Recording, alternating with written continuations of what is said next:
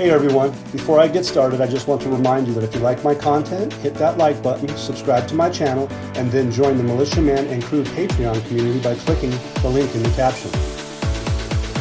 Hey, good evening everybody. It is Friday night, Militia Man and Crew here. Just want to welcome everybody, and I want you to thank you with being with us. It's been a pleasure to keep doing what we do. Is because we bring lots of good information, and I think it is beneficial for me to be able to help those of you that appreciate the content that we bring. And thank you very much for being with us.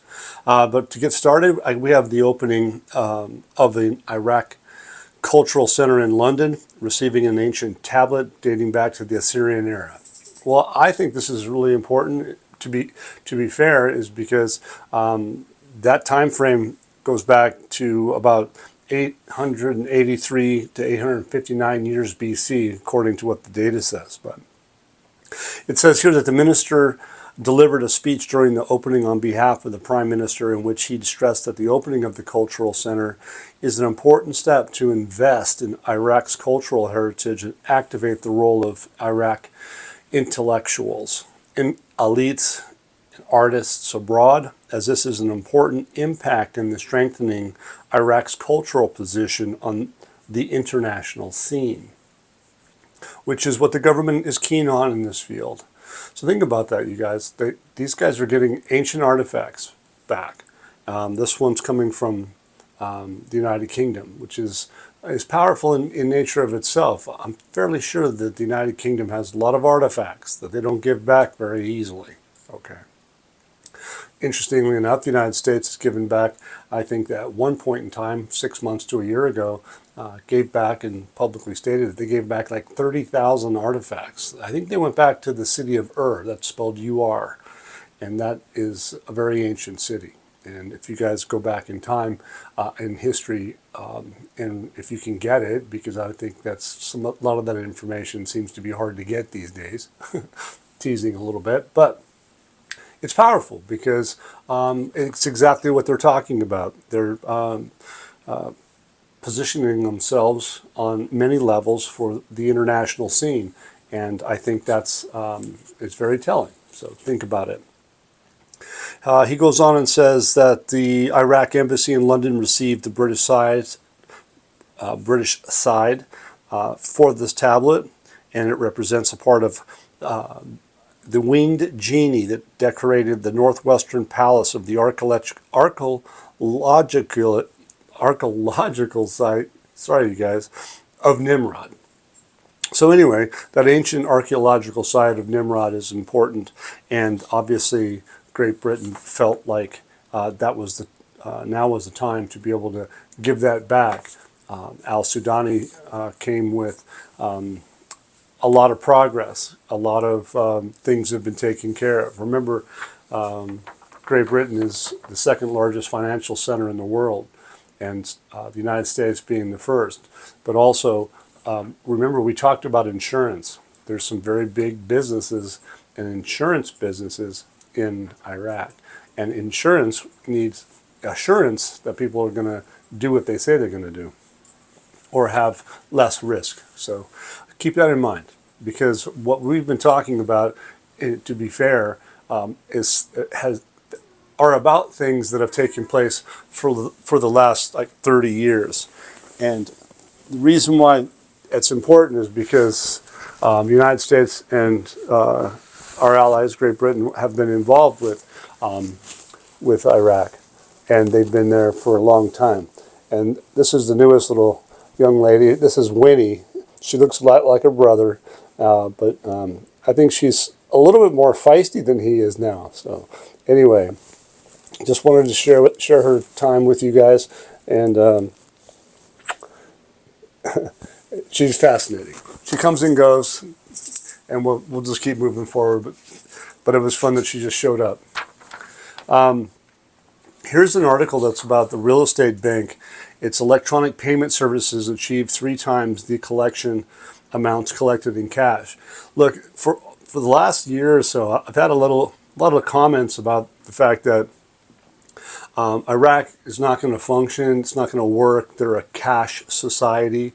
But the evidence is going to support that we've seen that that's changed.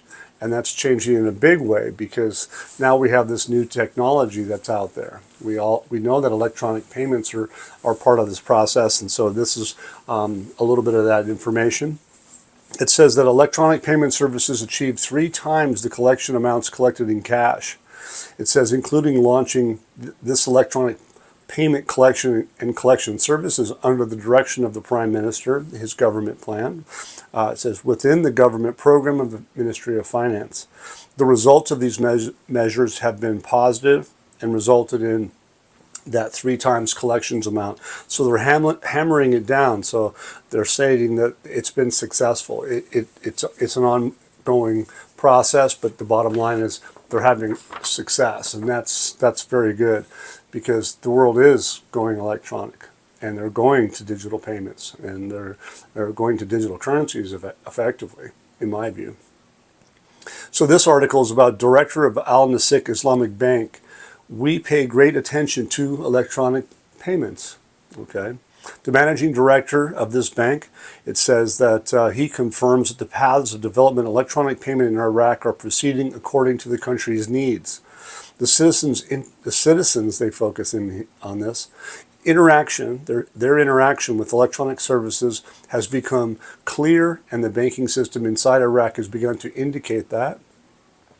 And this is in harmony with the directions of the government and the Central Bank of Iraq. So this Islamic bank pays great attention to developing the reality of economic payment and developing the reality of performance in this aspect.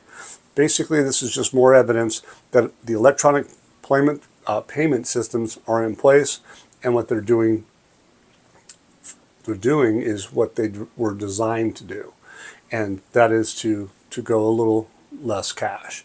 And the fast ease of use, all that comes with it, is taking hold in the country. You've got to remember the vast majority of Iraq population is very young, very young. So anyway, it's a good indicator for us to realize that them doing so is going to be basically to be a part of the global financial system, in which I think Al Sudani had a nice speech in the UN Assembly meeting in 2023 about being somewhat of a savior of that global financial system. So he may very well hold true to his words. It might be not on everybody else's time frame, which they thought, but the bottom line is, are they still doing it? The answer, I think, is yes. And this gentleman says, his name is Hassan Al-Dafari. It says, developing the banking system is a government desire and economic necessity. So there's an importance. It's necessary. It's a necessity. And what we're seeing is evidence of that happening. This says a financial expert. He stresses that the strengthening of the banking system is an absolute necessity for the country, especially since Iraq is facing a large volume of work. So what do you mean by that? Especially since Iraq is facing a large volume of work. Well, the Development Road Project is going to be what? A large volume of work to do. So he's not lying there. But Iraq is in dire need of creating a banking system with global services. So they need to be able to interact on a global scale, right? So they haven't been, but now they need to be. It's a necessity. So the push is on. What for? It says it's in order to provide products that suit the requirements of a global investment companies that need to deal with large companies. So they're literally stating it. They need to do this because of the requirements of global investment in companies. And why? Because they have to deal with very large numbers. He goes on and says that the continuous government support in the Central Bank of Iraq helped develop the reality of financial transactions and contributed to the expansion of the volume of electronic transactions. And they say that this means that the banking system has become aware of the importance of developing the financial services in Iraq. So obviously, they're telling investors Iraq is ready for the global environment that she's going into. I think that's powerful evidence that we're seeing. So basically they're showing it, and what they're using now is it's in the citizens' eyes. They're basically ready to go. They've been doing it. So here's the director of al-Sudani's media office. So it's coming from al-Sudani. It says the prime minister has spent those 4 days. Well, remember this. They said 1 day, then they said 3 days that he was going to be there. First off, it was just 1 day. Then it was 3 days. And then today's article basically says, well, the prime minister spent 4 days in Britain. And so, and what was it starting with? It started with the meeting of the king of the country, ending with a meeting with the Iraqi community. So anyway, it goes on, it says the director of the Prime Minister's media office confirmed that the Prime Minister spent 4 busy days in Britain. It says the 4 days witnessed intensive economic meetings with about more than 46 companies in various specialties, so they're hammering it home. He adds that those 4 days also witnessed the signing of 25 agreements and a memorandum of understanding in various fields, in addition to 33 political and diplomatic and media activities. So he had a busy schedule. So when they said 1 day, they weren't telling us the whole truth. Okay, so anyway, if you think about that in totality, is that why? Why did they just tell you that he was going to be there 1 day, then changed it to 3 days, and then ultimately to say that he stayed for 4? Okay, anyway, it's something to think about. So anyway, here's an article that was done by a Dr. Safa Al-Shamari. And why is this one really important is that, first off, I can't read it all because I'm telling you it's 8 pages. There's a lot. But I think what we're going to see is that the point is at this article, and I'll go through some of the key points, but if I don't get to all of them, realize I think it's about 8 pages long. But the bottom line is that the Iraqis' government policy has been to encourage investment in and adopt a policy of economic openness that began with the issuance of a law number 13 of 2006 as amended regarding investment. So when I said it's been about decades, this article shows you that they've actually done things and been working on this project, if you will, to invoke Al-Allah, the project to delete the zeros. It's been on the table. It's been part of that process. And if you remember, I said things talking about privatizing the state banks, and we've talked about that. Okay, but if you think outside the box and you read this whole document, you're gonna have to. You don't have to have Dinar glasses on to read it, and once you'll see, you're going to go, wow. So we have talked about all these things. We have seen this progression for so long, and obviously now what they're doing is showing the end of the game. That's how I see it. I don't have a date, don't have a rate, any of that. I'm just telling you what the news brings out. And it's powerful. So anyway, to move on, it says the preparing of the appropriate legal framework for investment is one of the important elements for improving the investment environment and stabilizing transactions and raising the degree of confidence in the competence of the economic system as a whole. So effectively, that was the goal that they had, and they refer back to 2006. But look where we are today. We're not 20 years ago. We're not 15 years ago when I got into this. They're not even 5 years ago, but they're talking about it in the sense of, look, we've accomplished all these things. That's how I read it. It says, because legislation helps create a suitable economic climate, the more governments succeed in issuing appropriate legislation that is suitable for their local conditions, Iraq in this case, and responsive to international changes, which are happening globally, the more this is reflected in the response of more investors to investment expansion, to growth. So investment volumes rise and growth rates increase. There you go. Which leads to increased exports and decreased unemployment levels, all of which Iraq needed because they had a massive unemployment.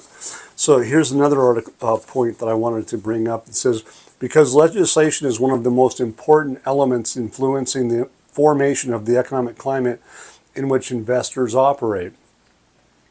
Legislative instability means instability of rules of the game. So it's not a good thing. So they, as they say, which leads to an economic climate characterized by uncertainty and investment risk, and makes investors hesitate a lot to make new investments or tend to focus on projects with large and rapid return. So that's just a component of they're telling you the pros and cons, right? It's noted, though, that the legal reform is not limited to establishing rules that respond to social needs, seek justice, and are characterized by clarity, but this reform must also include the devices, the utility, the tools, the devices, the mechanisms, and procedures that ensure that these rules are put into practice. They've done all that. Okay, so it says fundamental changes have occurred in the investment strategy in Iraq since then, since 2004 even. Okay. It says the period that gives the past 3 decades that has witnessed several developments. So there again, it says it right there. 3 decades has witnessed several developments that resulted in a number of successive investment legislations that aim to liberate the national economy from the restrictions imposed on the economic activity increasingly. And it was to activate the local and foreign private sector, exactly what we've been watching. And it will grant many incentives and guarantees and provide it with more freedom to practice its activity. So he's just describing what they plan to do and what they've been doing effectively and what they are doing. And they date back for the reform process. It says back in early 2024, 2004, the economic reform process began to accelerate after the agreement with the International Monetary Fund and the World Bank, and the beginning of the cancellation of part of the external debt. Investment trends were determined by focusing on government investment on preparing the necessary infrastructure, elements, and social services, while opening wider areas for national and foreign private sector investments in all their forms, directly or indirectly. So technically, you guys, if you think about it, all we've been here, I don't care if you've been here for 20 years or 21 years, doesn't matter. They've been working on this for a long time. So anyway, it says the state moved to remove this legislative and institutional obstacles that limit the scope and effectiveness of the private sector and increasing reliance on market mechanisms. The increase in its share in total investment is sufficient to demonstrate the importance of private investments responding to these indicators that they've already done.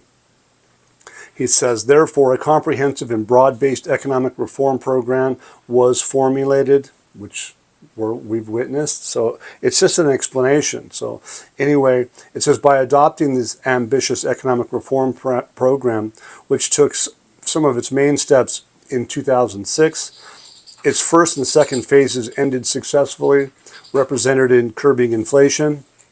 Iraq is low inflation now. Increasing the growth rate of the national product. So they have gone from oil to non-oil revenues. And we talked about the Assyrian thing, tourism, okay? That's a key component. A lot of money involved. You guys realize that Iraq's got many, many different avenues for revenue streams. Now realize that the other day I posted an article and I gave a comparison specifically about how much oil Kuwait has and what the currency exchange rate is to the dollar, okay? Well, Iraq's got 43% more oil than Kuwait. What they don't have is those non-oil revenues. It's very powerful. It shows that Iraq is totally capable of having a real effective exchange rate that could be at least competitive and similar to the region, just like that Arab League, right? Remember that? Well, if you remember what the AMF has, the Arab accounting dinar, they talk about baskets of currencies. You got to think deep, you guys. It takes a long time to be able to grasp all this. And those of you that are new investors really would be wise to pay attention or at least dig in. And I know that we bring all this information that I read to you guys is my opinion based off news. And you can find that in patreon.com/MMANDCREW and in our free Discord chat room. So come on in as a paid member. You're more than welcome to read it all what we have, and you can be the judge. So enjoy.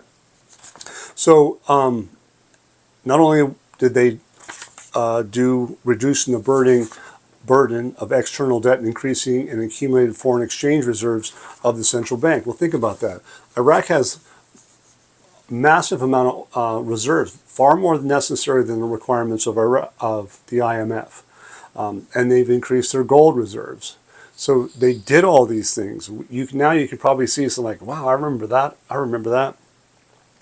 It says the law number 13206 on investment guarantees. So investment guarantees, remember that? They've been talking about sovereign guarantees for investors the last year or two since Al-Sudanis. They've been focusing in on that.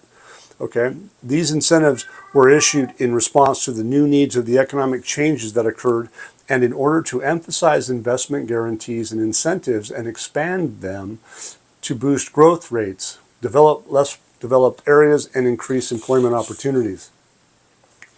It goes on and says, one of the most important advantages of this law is that it has collected to all incentives and exemptions in one law.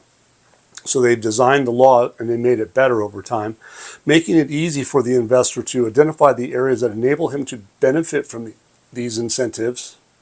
This law also includes long-term tax incentives and exemptions to develop investment, in addition to what the law includes regarding non-discrimination between local and foreign investors. So foreign and local treated equally, which is an investment incentive in and of itself. Okay, it says all companies currently, the capital companies, that's the money people, enjoy these exemptions, guarantees, and benefits stipulated by this law.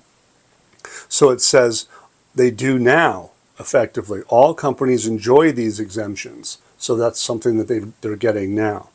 And it's really good. So since the idea of forced pricing and profit determination can limit investment, okay, they had to move forward. But they say now, it says there's no longer a need for this exception, especially with the success of the state in its reforms programs and the relative increase in the level of per capita income. And then I think lastly here it says the right of the establishment to own real estate and land, provided that the companies and establishments have the right to own building lands and built real estate necessary to carry out their activity and expand therein. It says regardless of the nationality of the company owners, their place of residence, or their percentage of participation, provided that the approval of the board of directors of the investment authority is obtained. So if they play by the rules, they can take advantage of what they have in place. So really, you guys, it's an in-depth report. Everyone, as investors, should take it seriously. I think everybody should probably read it and get a little bit of an understanding of why this report comes out. It's an educational bit. It's one of those things that, you know what, if you don't know what you own, you probably shouldn't own it, because then you can't make good decisions. But the bottom line is they're telling investors what they've done, and they're just supporting their data, which we do in Militia Man and Crew. I provide support for all my opinions to the best of my ability. I'm not always right, and I'm not always wrong. But I can tell you this, I've been very consistent. I try to be very consistent with what I report. If we make a mistake, we always talk about that.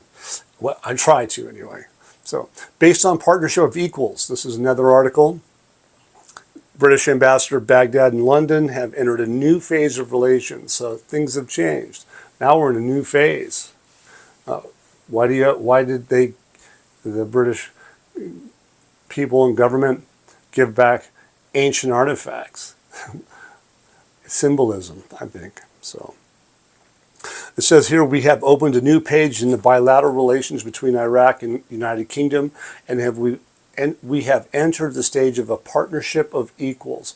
So really, what right now is we have the largest financial system in the world is the United States, and then we have the second largest financial system in the world, the United Kingdom, and now we have entered the stage of a partnership of equals. So the United Kingdom is effectively saying Iraq's an equal. Doesn't that ring a bell? Savior of the financial world, al-Sudani, UN, later restore confidence at the Davos meeting, right? That was one of the themes. You can look this up. So anyway, those are things that you can think about and say, wow, put the pieces of the puzzle, take that picture, make it a little bit bigger, and see what the painting looks like. You're going to see like, wow, it's pretty powerful. So anyway, it says the main challenges in Iraq lie with the scarcity of water, and yes, of course, we know that, dealing with Turkey. Electricity, we know that, dealing with Iran, Jordan, Saudi Arabia, everybody. But they've been working on all that stuff. They've already got that stuff, underway. You see the memorandums of understanding. Who are they talking about? They were talking about GE. Okay, so they were talking about big companies, big businessmen. Okay, so it says the signing of 8 memorandums of understanding with Iraq public and private sectors, and British companies, the signing of a memorandum of understanding with the British Petroleum Company, the signing of a memorandum of understanding on climate change, the environment, carbon economics, and the signing of memorandum of understanding with the sovereign guarantees. Sovereign guarantees, that's about investors, initiative committee, and the British Export Credit Guarantee Corporation, which is what? Insurance. We're not making it up. So anyway, what al-Sudani has done at this stage of the game is flat out amazing. The British Financial Center, the United States, all sets, everything that they've done is set the stage for Iraq to do what? Become in a partnership of equals. I think that is insane. Very good. And so then it's like a reminder. This one is like a reminder to those in Parliament. I personally believe that the Parliament doesn't have any control over the exchange rate of the Iraqi currency. They do need to be a little bit on board. So I think al-Sudani is giving olive branches to his people, especially those in politics that seem to be bucking the system and trying to create constant problems, and they don't want to, get with the program. But al-Mashadani and Mandalawi discussed the mechanism for activating committees during the upcoming legislative session. The Parliament Speaker, he's the new guy, al-Mashadani's office stated that the Parliament Speaker received the head of the Iraqi Foundation Coalition, and they go on, says the meeting discussed the role of bloc leaders in urging members of the House of Representatives to attend the council sessions that discuss important laws awaited by the people, such as the retirement law, general amnesty, personal status, and others. Well, it's about the people, but they're not mentioning specific things that could come with that, because they say others. Of course there's more, because some of that stuff is sensitive. One of those would be about what is going to bring them purchasing power. Just like we talked about the tripartite budget, the investment side of 2024, the amendment, I think it's 12 second C component of that amendment that they haven't exposed yet publicly. Why? Well, they haven't exposed their exchange rate yet. That's my view. So anyway, Mashadani renewed his call to the political forces to take account the country's interest in approving laws that benefit the people and avoid breaking the legal quorum when holding sessions. So they're getting kind of smacked around a little bit because they've had some problems having quorum, playing by the rules, doing what they should do. Well, playing by the rules is not having a quorum, of course, but the bottom line is that they just are trying to hinder progress. And change is big for people, especially if it's clipping your pocketbook, which the new electronic systems are doing to those that are in power, that have the banks that have problems. They have to do and abide by this new system. It's an electronic system. So ultimately, everybody, you can see that the progress is being made. And again, the last few videos that we did, they all kind of portray that Iraq is going international. And I think you can see that when they state Iraq's an equal to Great Britain, I think you can see that they did that for a purpose. All right, you guys, thank you for being with us. Please, if you like my content, hit the subscribe button and like, please, and then we'll go from there. Thank you for your donations, everybody. PayPal, Venmo, and Zelle have been good to us to keep this coming, and we'll see you soon. Once again, guys, don't forget to hit that like button if you like this content. Subscribe to the channel or join us at the Militia Man and Crew Patreon community for even more exclusive content. You can also donate to this channel by hitting the links in the banner to help keep this page up and running. Your generous support is greatly appreciated, as always. Much, much appreciated. Thank you so much and have a great day.